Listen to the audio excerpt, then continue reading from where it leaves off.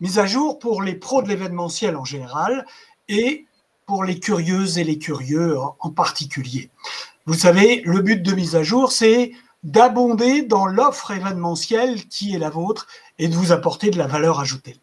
Mise à jour aujourd'hui avec Caroline McPhee, chanteuse lyrique et conférencière, et puis Eric Blau, qui est le créateur de la plateforme lesspeakers.com et qui est le producteur de cette émission.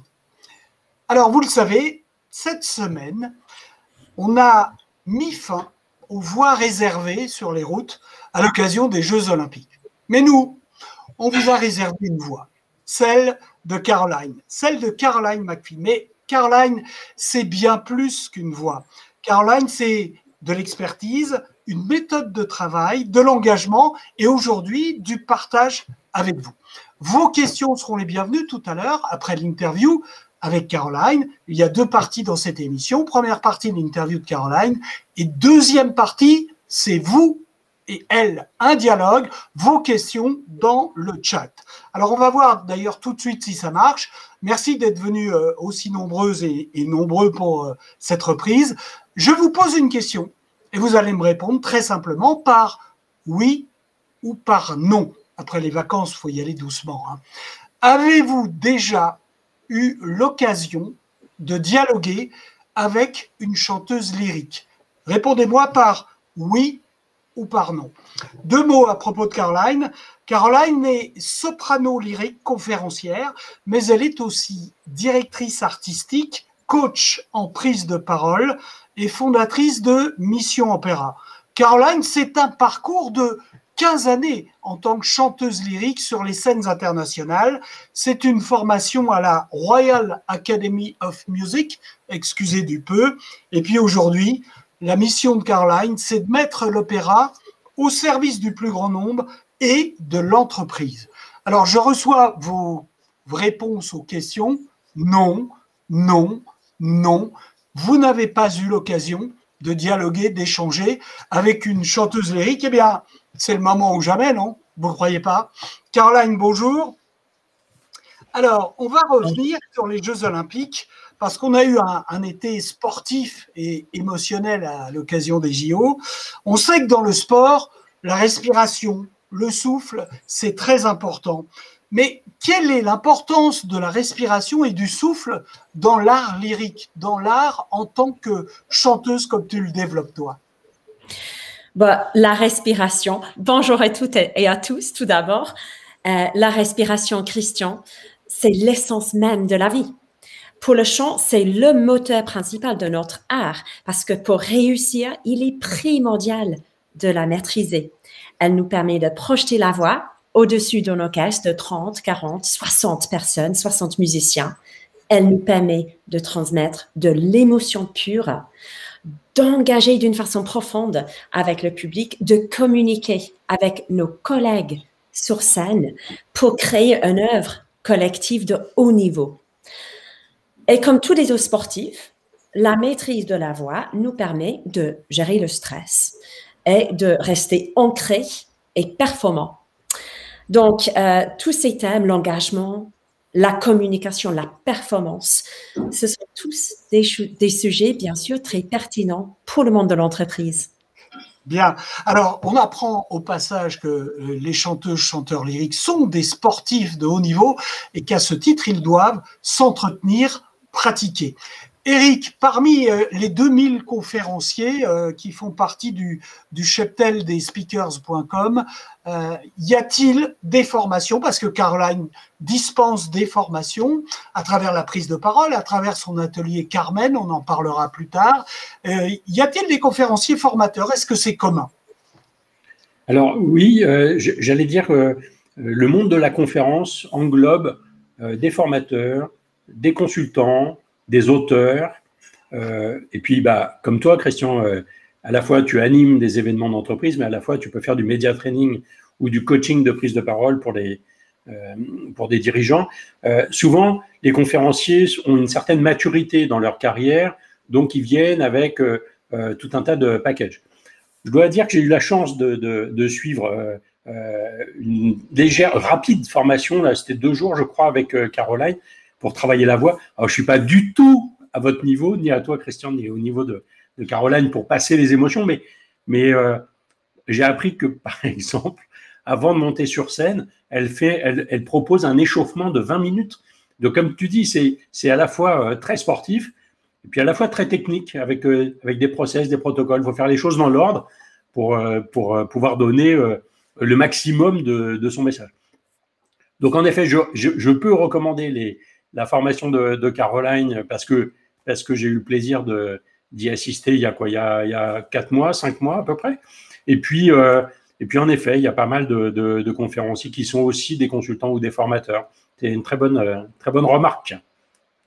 Alors, ce que je vous propose à tous qui nous avaient rejoints, c'est de suivre l'interview de Christian qui a interviewé Caroline là, il y a quelques semaines maintenant, qui nous a permis de faire quelque chose de très, très rapide, de très condensé sur cette rencontre. Et puis après, on passe à la partie interactive, si vous êtes d'accord.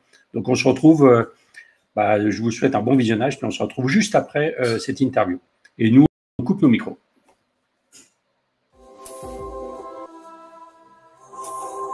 Votre mise à jour démarre maintenant avec Caroline McPhee.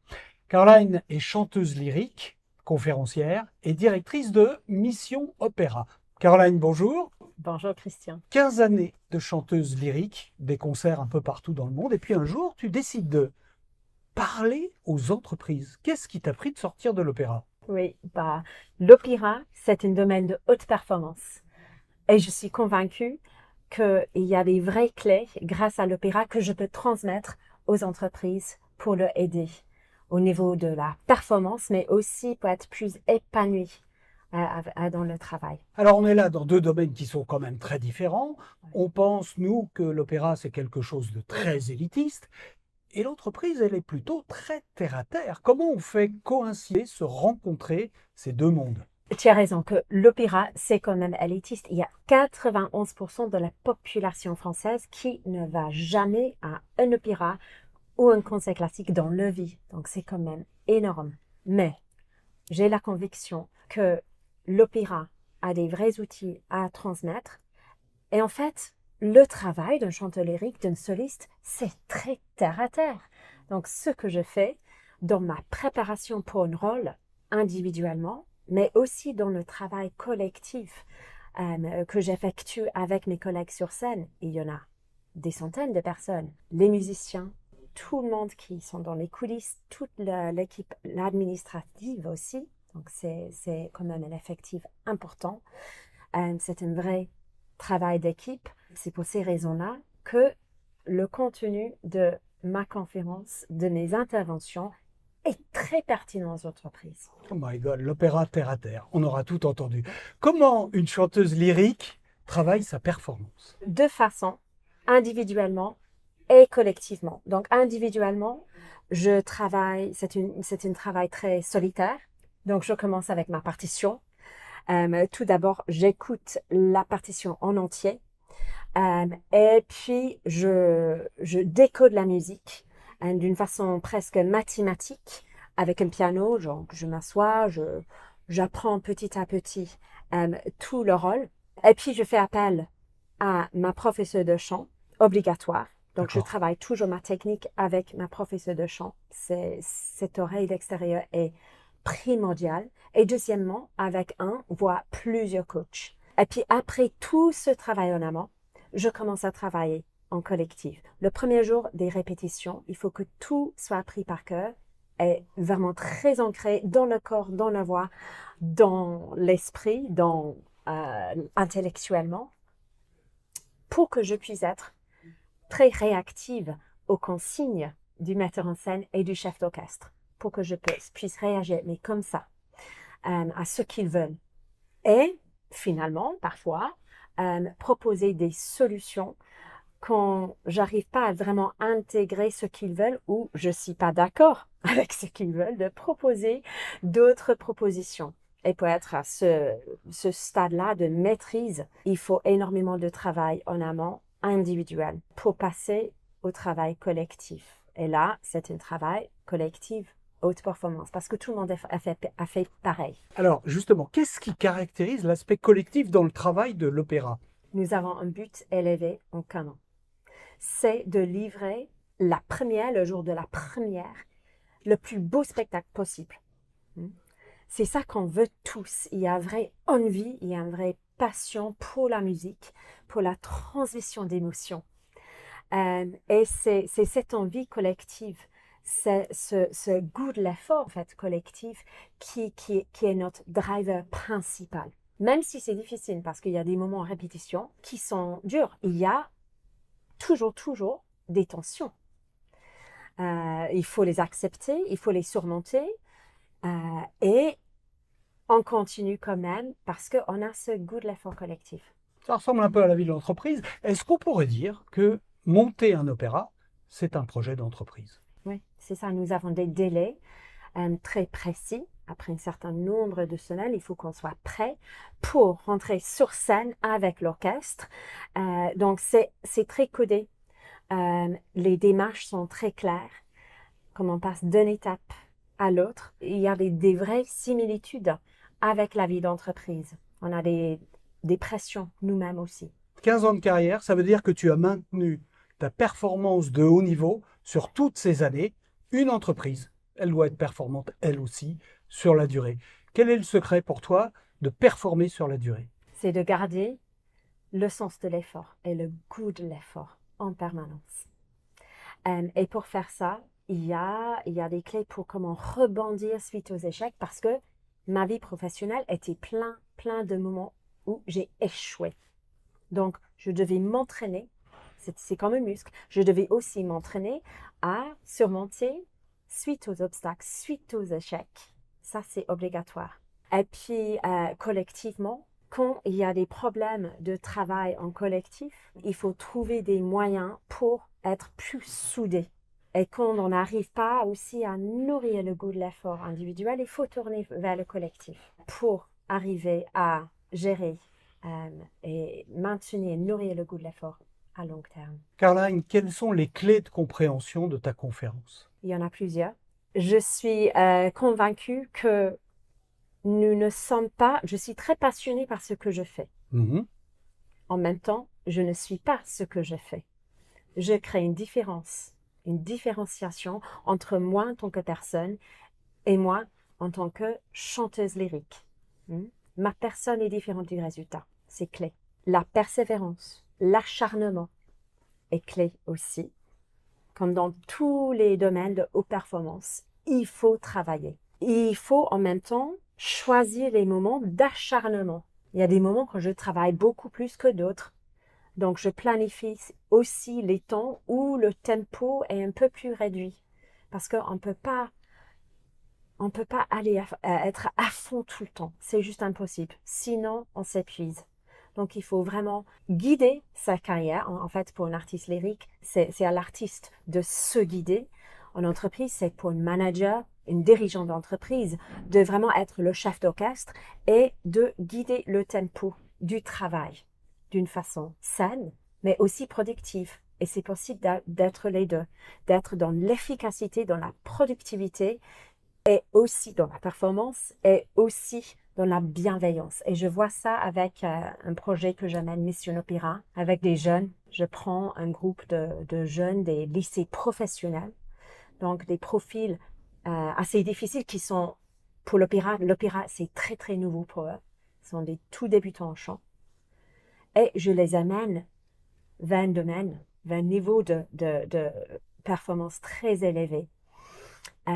Et cette expérience est juste magique. Et je suis comme un chef d'orchestre, je suis comme un manager, je suis comme un dirigeant d'entreprise.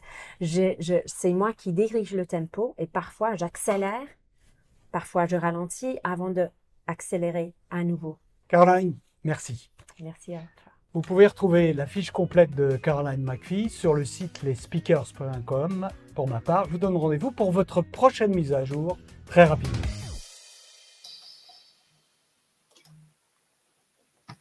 Voilà donc l'interview de Caroline. voyez que c'est intéressant parce qu'on a abordé un certain nombre de thématiques sur lesquelles vous pouvez vous aussi interagir, poser des questions. Allez-y dans le chat, posez vos questions. C'est vraiment très intéressant d'avoir votre ressenti, votre regard, et puis d'avoir vos questions sur toutes les thématiques que l'on a abordées et d'autres d'ailleurs que vous souhaiteriez voir abordées. Caroline, je reviens sur une chose. Tu as dit « Je ne suis pas ce que je fais ».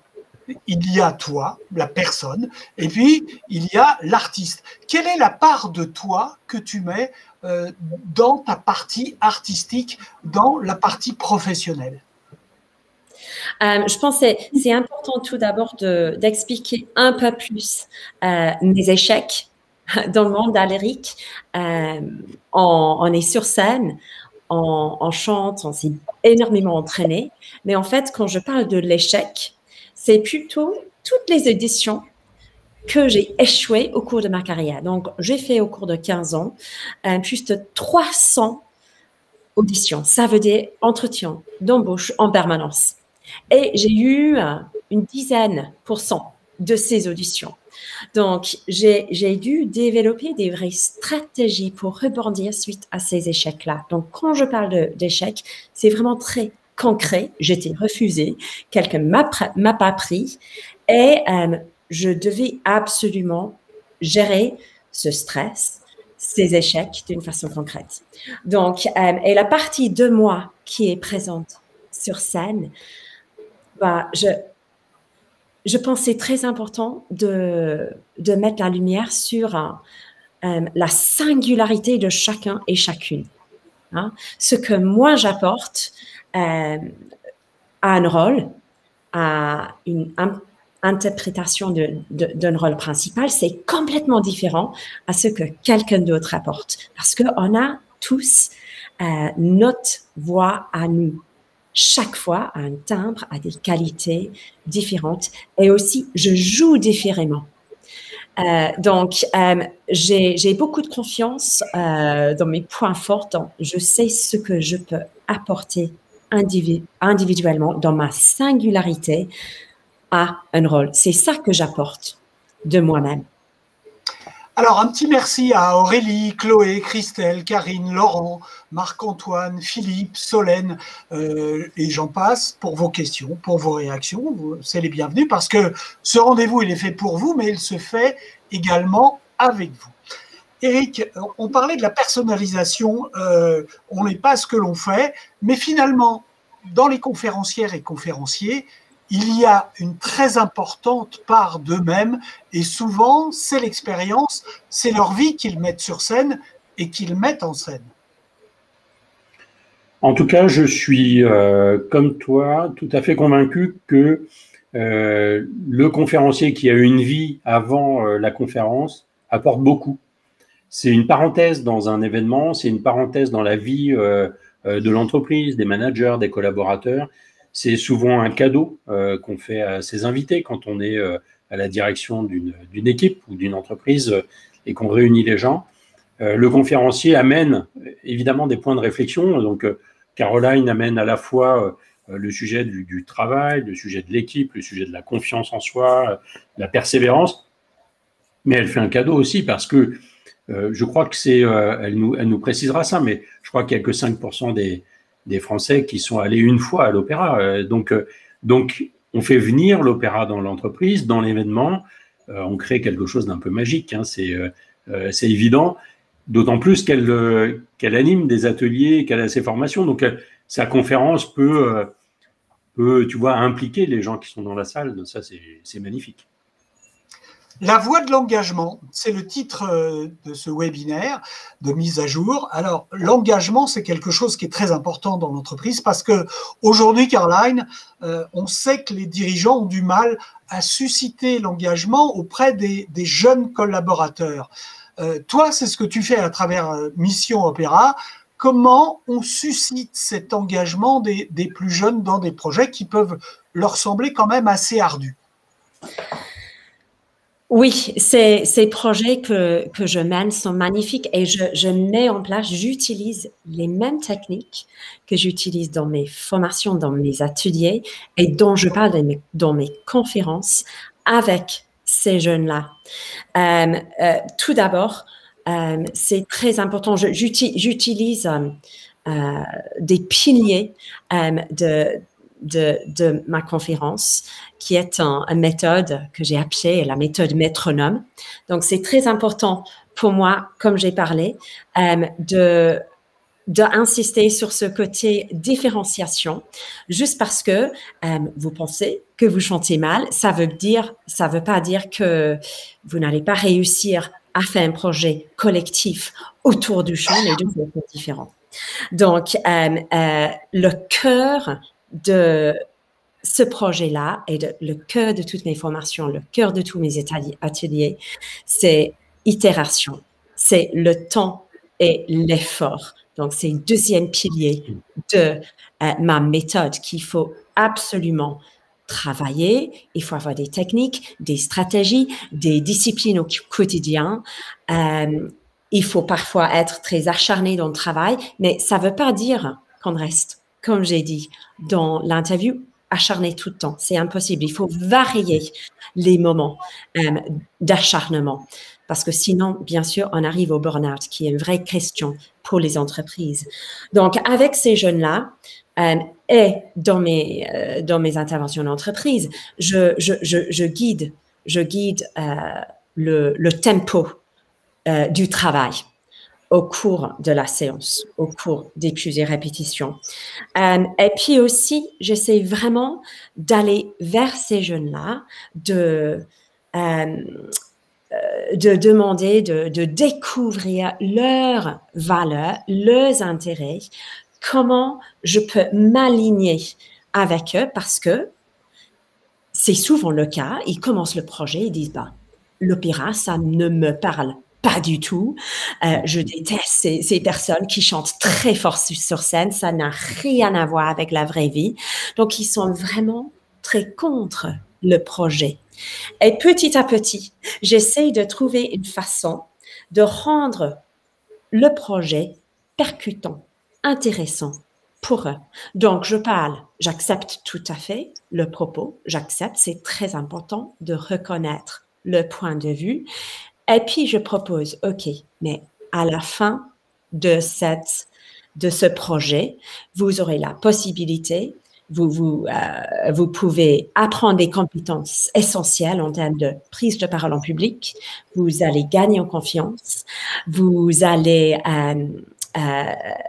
créer un côté créatif, vous allez créer des liens avec d'autres jeunes, avec d'autres personnes, peut-être dans une entreprise que vous connaissez pas avant. Donc, j'explique les soft skills, en fait, que ce genre de projet peut vraiment développer. Je réponds à la question, en fait, what's in it for them? C'est vraiment ça. C'est pas « Ah non, mais vous allez voir, vous allez adorer l'opéra ». Non, j'accepte le point de vue au départ et je propose des vrais avantages. À la fin, ils adorent l'opéra. Ils sont épanouis. Comme mes clients, ils disent « J'aurais jamais pensé dans l'atelier Carmen que je fais qu'après une heure de travail, seulement une heure de travail, ils chantent un extrait de Carmen. C'est les participants qui chantent le chœur et moi, je chante le rôle de Carmen. Et ils disent toujours, mais j'aurais jamais imaginé que cela aurait été possible. Et c'est pareil avec mes jeunes. Et ils terminent en vraiment appréciant cette forme d'art. Il y en a qui disent quand même, non, c'est toujours pas pour moi, mais j'ai vraiment appris beaucoup de choses. C'est pareil en entreprise. Il y a toujours des tâches difficiles au quotidien qu'il faut faire. Il faut penser à ce qu'on développe en termes de compétences. Et le quatrième, donc ça c'est alignement, le quatrième pilier dont je parle, que j'utilise dans mes interventions, c'est le sujet de la curiosité, d'être très tourné vers les autres et de se nourrir des autres aussi, peut-être. Pardon? De se nourrir des autres aussi. Oui, de se nourrir, oui. Le travail collectif, c'est très important et on peut vraiment développer en tant que manager. On peut aussi se développer soi-même grâce aux collaborateurs. Il y a un vrai échange. Donc, c'est aussi ce côté d'être dans l'échange. Pour moi, c'est ça, la curiosité, c'est d'être dans l'échange. C'est ce que nous faisons aujourd'hui.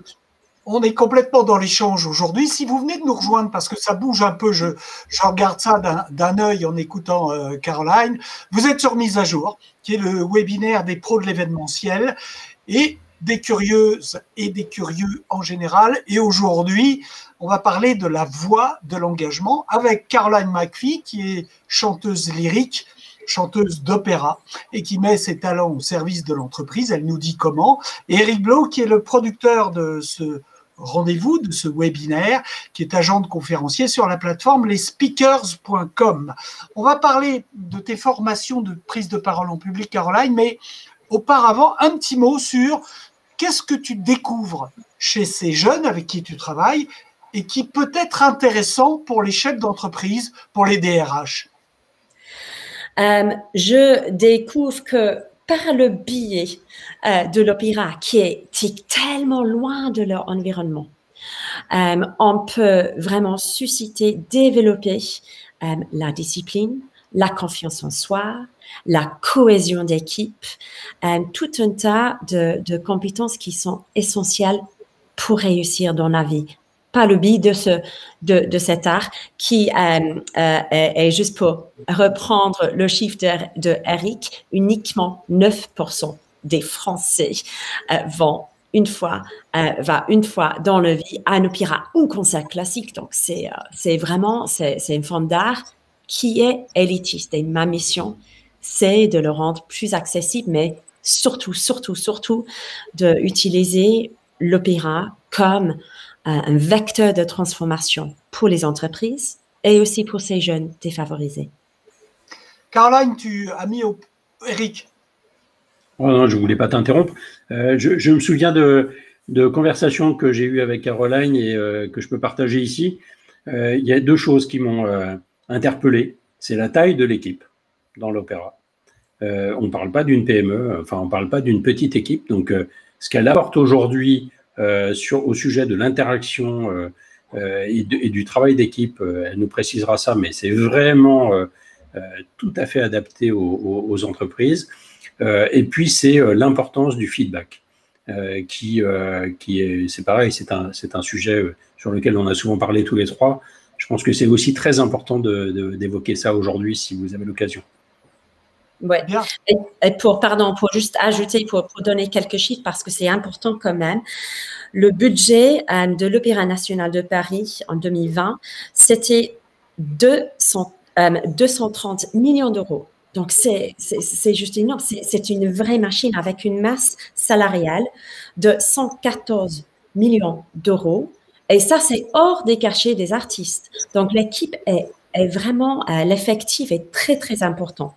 Très important. Il y a 2000 personnes qui travaillent à l'Opéra de Paris, qui sont des salariés. Donc, quand tu le dis, Eric, c'est une vraie machine, c'est une vraie entreprise. Alors, en dehors de cette machine, de ces salariés, de ces équipes de l'opéra, quand on monte un opéra, ça entraîne combien de personnes dans le projet? Parce que c'est un véritable projet d'entreprise. Oui, ça peut être, je dirais, c'est difficile parce qu'il y a des personnes qui sont très intégrées sur scène. Donc, sur scène, on peut avoir avec les musiciens, le chœur, tout l'effectif dans les coulisses. C'est 300 personnes facilement. Mais puis, on a toute l'équipe de l'administration, de la production, marketing, communication. Il y a toute l'équipe qui crée les décors, qui crée les costumes.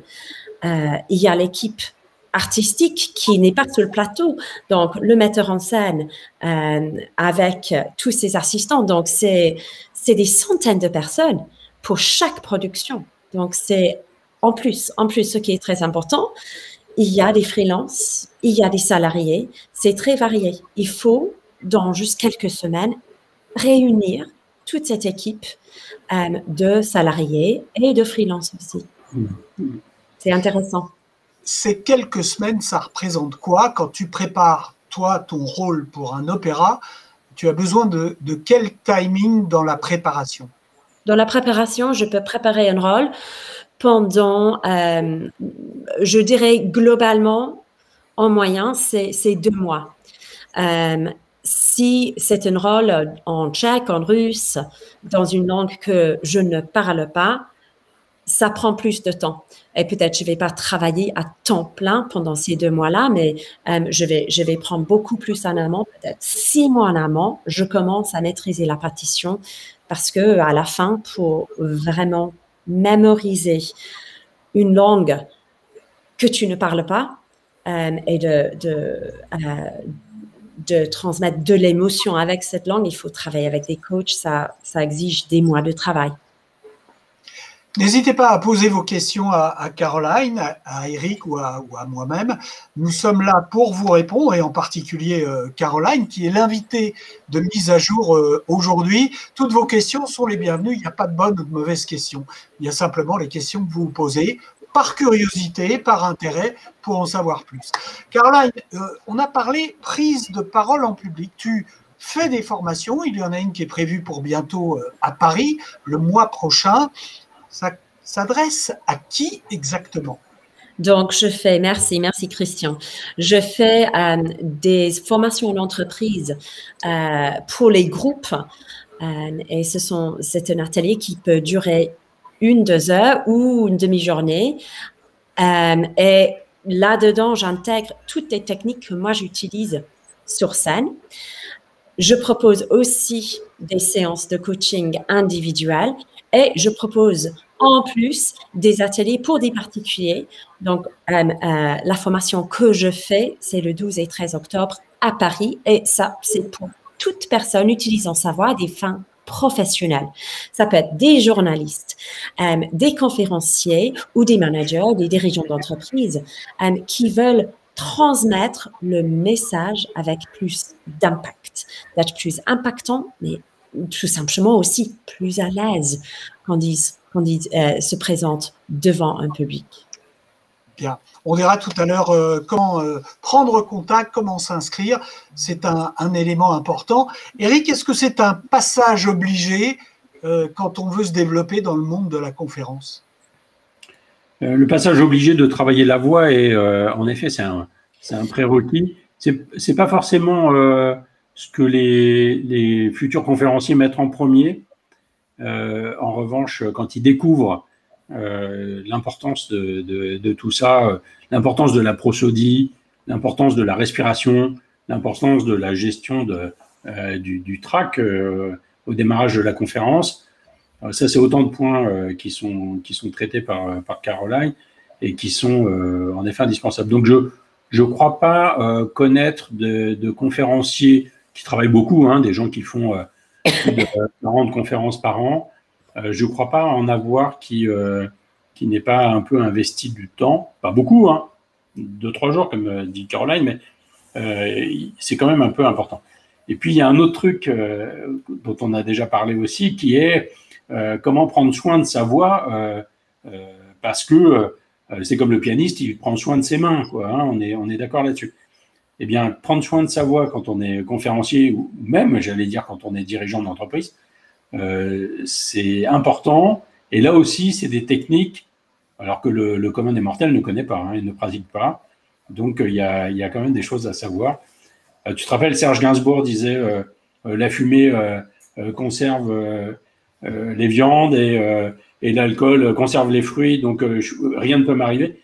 Bon, c'est pas tout à fait vrai. Ça marche pas exactement comme ça, oui. Ouais, pour conserver ses cordes vocales, il faut bosser. Bien que, alors Caroline, on va peut-être démonter une idée reçue. Beaucoup d'artistes, de chanteurs, pas des chanteurs lyriques, disent que finalement l'alcool a modifié leur voix, les a aidés à avoir une voix un peu plus peut-être profonde, peut-être embrumée. Quelle est l'influence de l'alcool sur la voix? Ça sèche. Tout simplement, ça sèche énormément les cordes vocales. Donc, c'est pas interdit. Mais je connais, il y a pas de grands chanteurs d'opéra qui boivent beaucoup. Et de haut niveau, nous sommes très vigilants à ça. Nous sommes très vigilants à ça. Par rapport aux cigarettes, je connais quand même quelques chanteurs, des barytons, et des basses qui fument. Et je sais que la qualité de leur voix est aussi grâce aux cigarettes, que ça a un impact un peu, je sais pas, ça rend la voix un peu granulée, un peu différente, ça donne une autre timbre. Et en fait, ils aiment bien ce timbre. Donc, ils continuent à fumer en partie parce qu'ils savent que ça aide, ça donne une timbre à leur voix, ce qui est assez étonnant. C'est assez étonnant.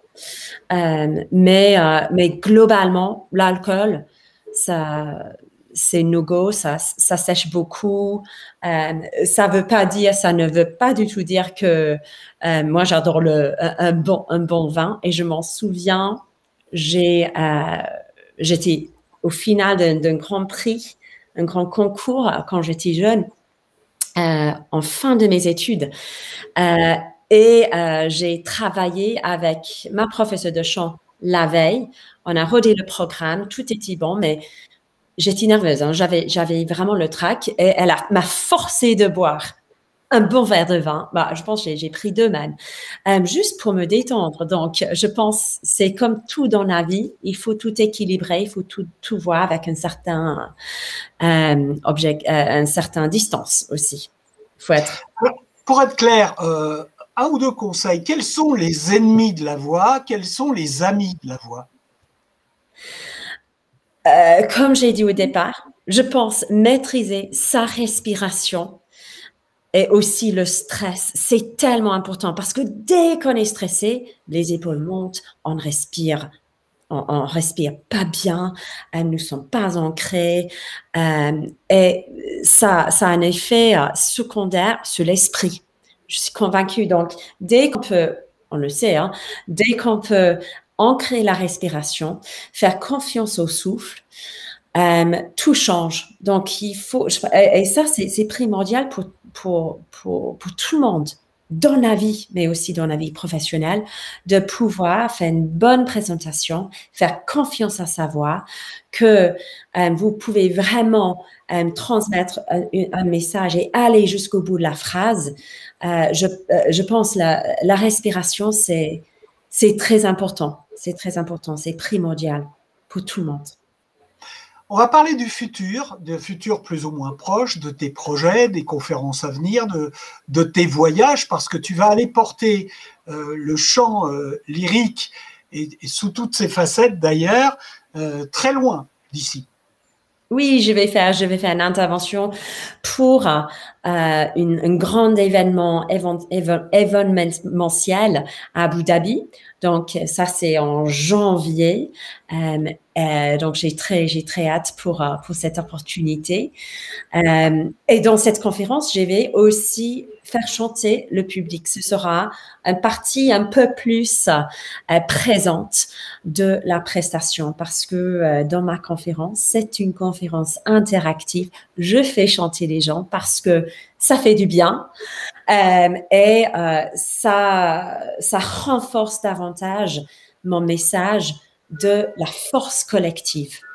Donc, on ne peut jamais arriver à faire quelque chose d'un certain niveau de performance seul, comme on peut faire en collectif. Eric, tu nous dis 2 mots sur cet événement auquel tu participes, bien sûr. L'événement d'Abu Dhabi, en fait, c'est des responsables événementiels de grands comptes européens. Je crois qu'ils sont tous européens, mais bon, il y a quand même beaucoup de pays qui se réunissent pendant 3 jours en colloque, en fait, et pour lequel ils nous ont demandé de venir avec quelques conférenciers.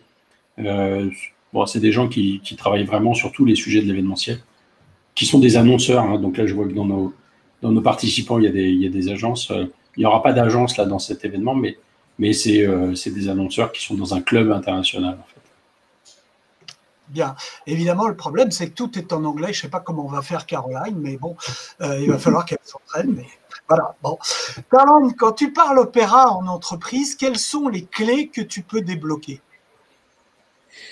Le point principal pour moi, le domaine qui m'interpelle vraiment, c'est cette question d'engagement, et notamment chez les jeunes. C'est les jeunes collaborateurs, parce que là, j'ai l'impression qu'il y a un vrai sujet à traiter dans les entreprises. Comment attirer les jeunes, comment garder les jeunes talents. On les forme pendant 6 mois et puis ils restent 6 mois puis ils partent. Non, il faut vraiment trouver une façon de les engager davantage, de aussi accepter que les paradigmes ont changé un peu.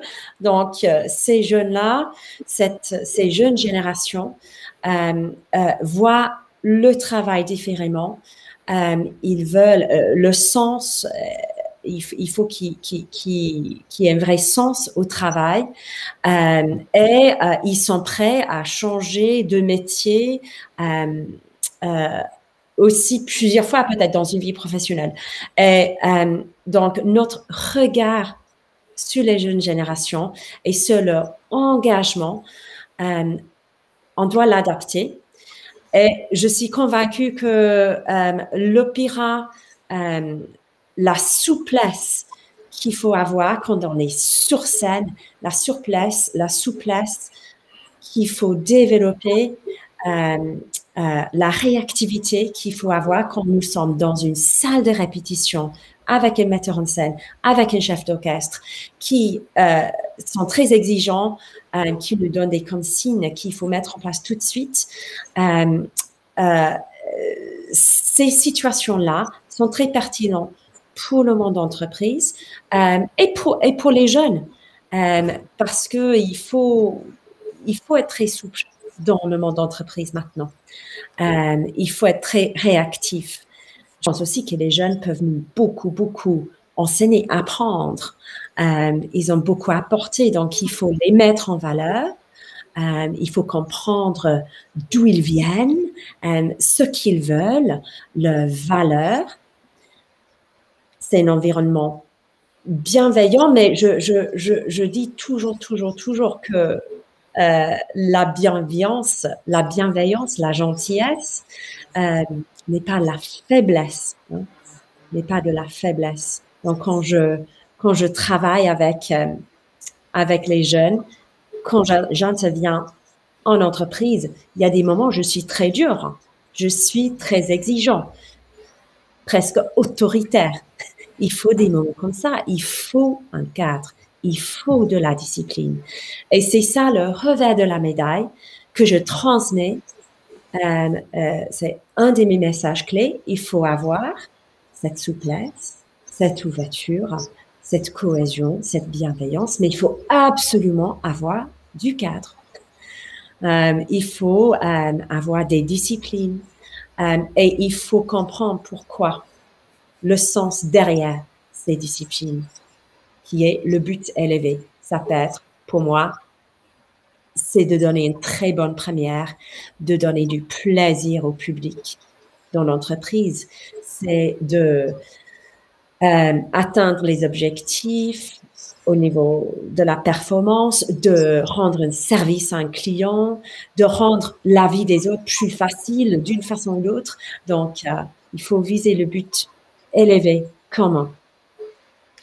Alors, comment tu travailles en collaboration quand une agence fait appel à toi? Quelle est ta relation au client? Est-ce que tu prends des précautions particulières? Est-ce que tu as besoin d'informations particulières?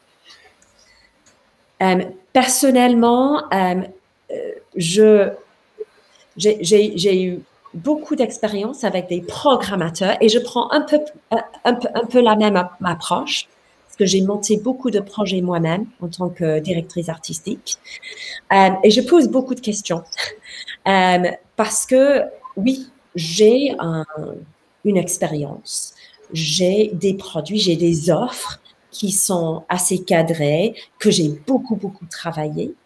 Et là-dedans, il y a une certaine souplesse. Donc, je pose des questions toujours. Quelles sont vos douleurs au chef d'entreprise? De quoi est-ce que vous avez besoin? Quelles sont vos problématiques? Comment je peux articuler? Comment je peux reformuler peut-être le contenu que moi j'ai développé? Toute l'expérience que j'ai acquis après 15 ans sur scène, comment je peux formuler ça pour que ça soit le plus pertinent possible pour vous, pour vos équipes, pour vos collaborateurs. Donc, je pose des questions et je suis très ouverte. Je suis aussi très ouverte, comme dans le monde d'Aléric, au feedback, qui propose des thématiques et qu'on essaie de trouver une solution ensemble. Eric, cette interface entre client final, agence, comment elle s'organise, comment elle se met en place quand on fait appel à toi? Oh, c'est assez simple. Hein. Quand moi, il y a une agence qui nous appelle pour avoir un casting de conférenciers, on prend un brief, on propose plusieurs conférenciers, et puis s'il y en a un ou une qui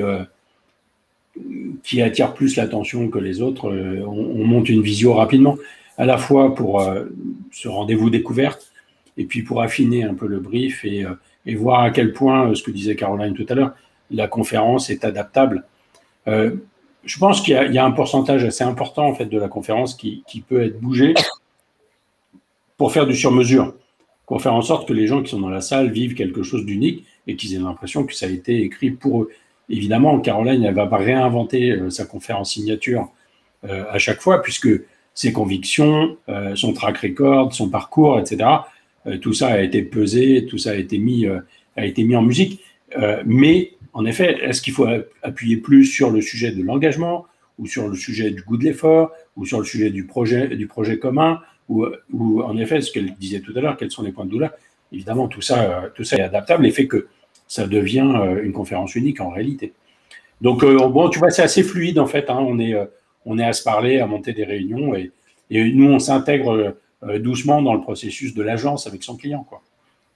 Alors, une dernière question avant d'aborder la fin, une question que je vous pose à tous les deux, c'est, il y a deux prismes différents avec votre regard à chacun de vous. Quelle est la réaction quand, Caroline, tu arrives dans une entreprise et qu'on annonce qu'il y a une chanteuse lyrique qui va venir et que peut-être elle va faire chanter et qu'elle sera maître chanteuse, qui plus est? Oui. Donc, tout d'abord, je chauffe la voix toujours avant de faire la conférence parce que je chante dans la conférence et je fais chanter. Donc, je fais mon petit Alléluia, tous mes exercices pour chauffer la voix et ils sont étonnés. Ils sont étonnés que je fais ça avant de monter sur scène, même si je donne une conférence, même si j'utilise ma voix parlée. Mais j'intègre quand même le chant, donc il faut absolument que je chauffe la voix. Donc, tout d'abord, ça, c'est toujours intéressant, parce qu'il n'y a jamais un endroit calme qui est sonorisé, pas sonorisé, mais qui est à l'abri du bruit. Et donc, tout le monde m'entend. Donc, ça crée un peu pas mal de curiosité. Donc, il y a toujours une petite surprise quand ils m'entendent chauffer la voix. Et puis, il y a toujours cette peur.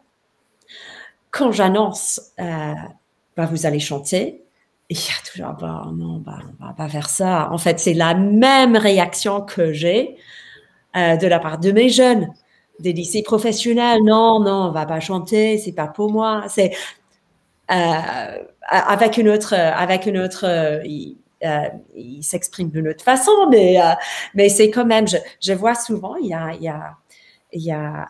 sont pas tout à fait prêts à y aller. Et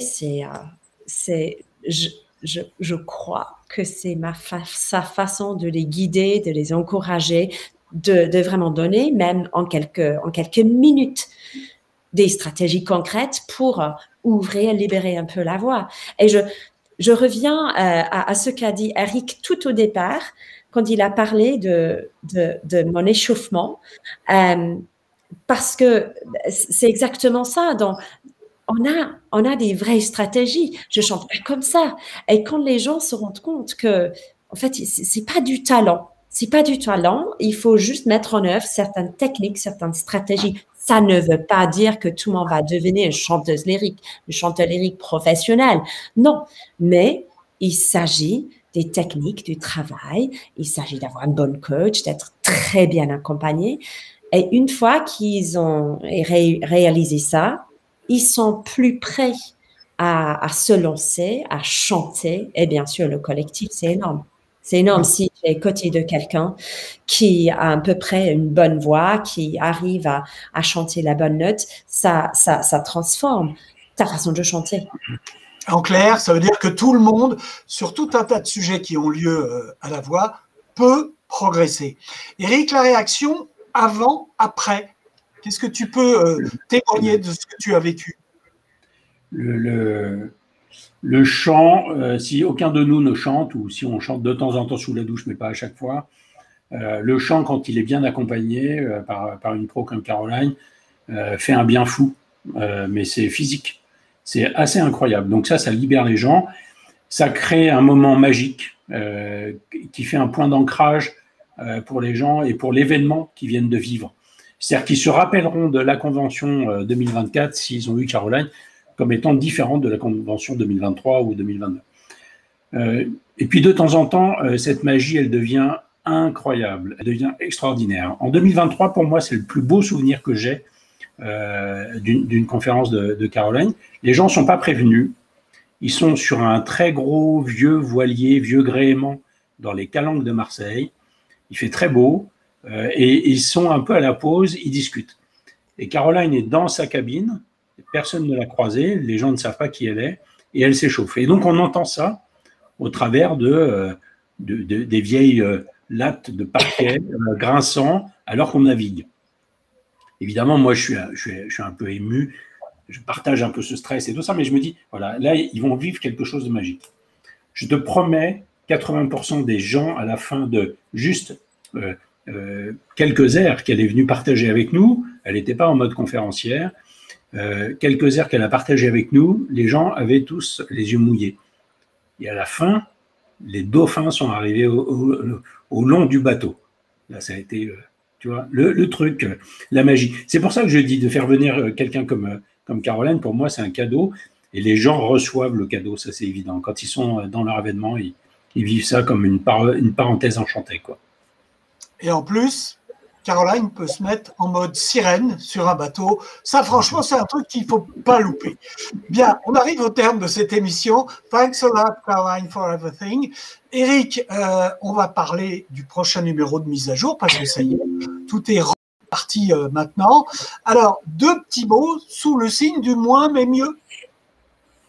Ouais, le moins mais mieux. Donc, c'est en octobre. Je suis désolé, mais on n'a pas fixé la date puisque j'ai un petit problème d'agenda, moi, au début du mois d'octobre. Mais on recevra Patrice Lobigna, qui est un grand spécialiste du marketing. Hein. Il accompagne des très, très grands groupes et des très grandes marques sur le sujet du marketing avec une conviction, je pense, depuis une dizaine d'années maintenant, c'est qu'il faut que les marques aiment leurs clients.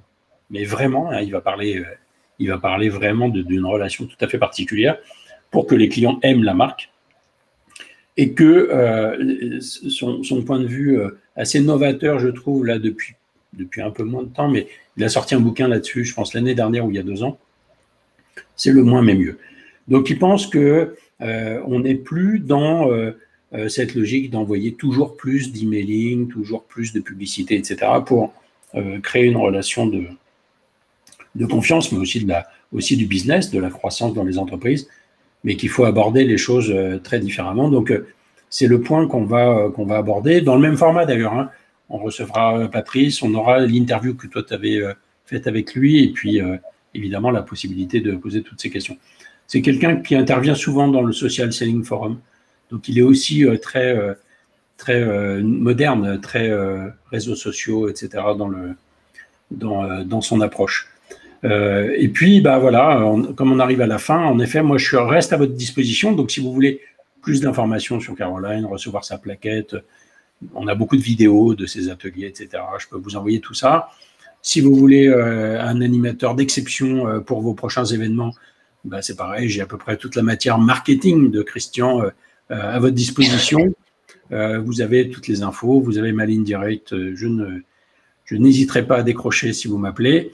Et puis, bah, on vous souhaite à tous une très belle après-midi, très belle semaine. Et puis, on se retrouve au mois d'octobre. En tout cas, vous verrez la date un peu plus précisément sur les réseaux sociaux et notamment sur LinkedIn. Voilà, on vous tient au courant. Ouais, c'est ça. À bientôt, merci belle journée. Caroline. À bientôt à tous. Merci beaucoup et bonne journée à tous. Bye bye. Prenez soin de votre voix.